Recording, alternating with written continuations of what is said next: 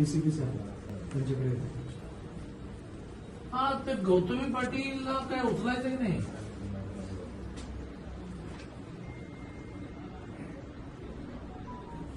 अरे हो, पण ती गाडी कोणाची तरी आहे की नाही?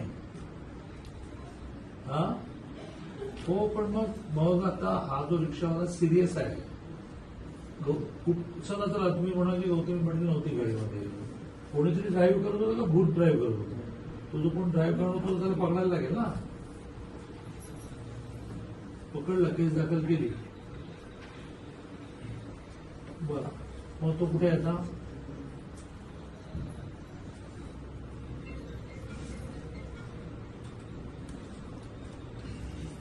मग ती गाडी कुठे आहे?